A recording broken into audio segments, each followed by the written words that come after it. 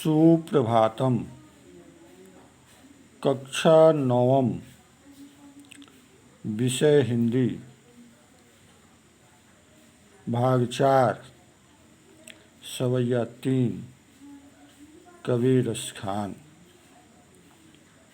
भैया बहन, आज की कक्षा में हम सभी रसखान रचित सवैया 3 का अध्ययन करेंगे।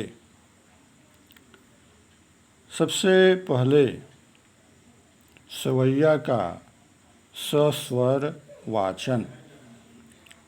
मोर पखा सिरे ऊपर राखियों, गुंज की माल गरे पहिरोंगी। ओढ़ी पीतम्बर लय लकुटी, बन गोधन ग्वारनि संग फिरोगी।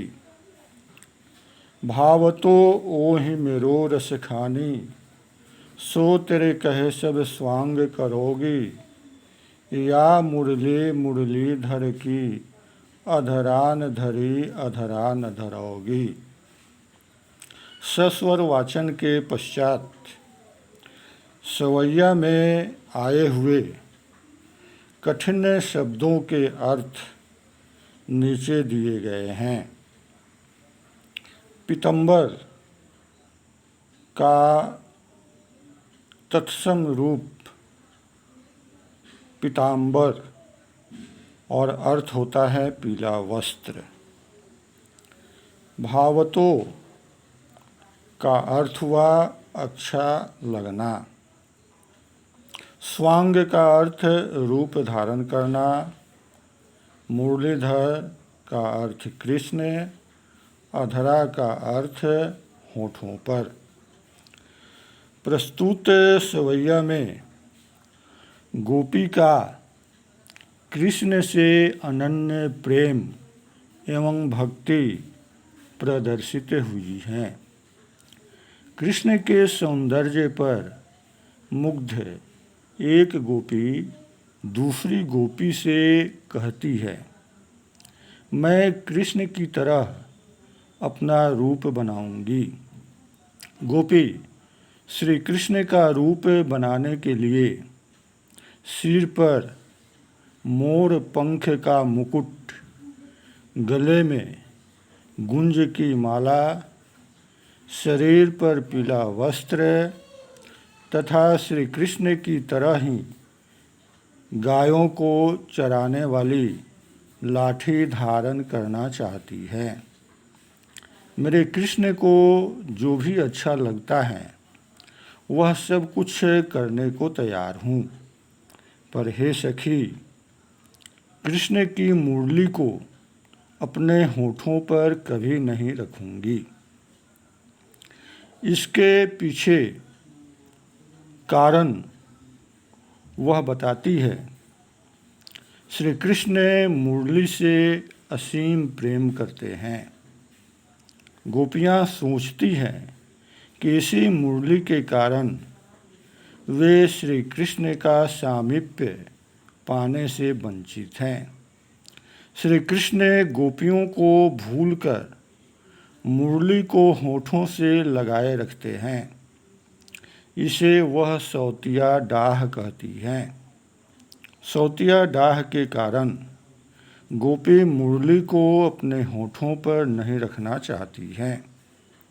निष्कर्षतः गोपियाँ श्री कृष्ण से असीम अनुराग रखते हुए उनकी अनन्य भक्ति करती हैं।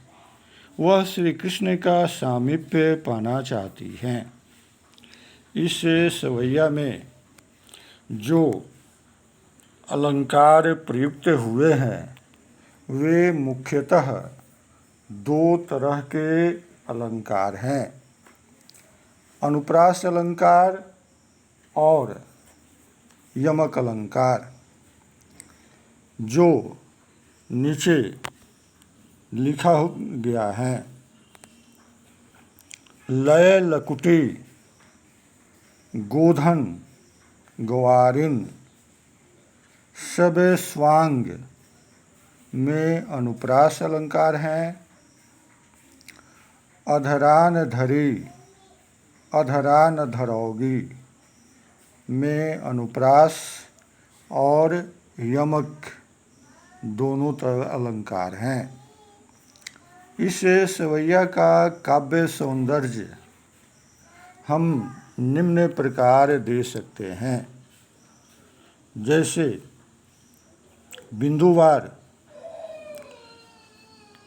सौतिया डाह के कारण वे मुरली को धारण नहीं करना चाहती है।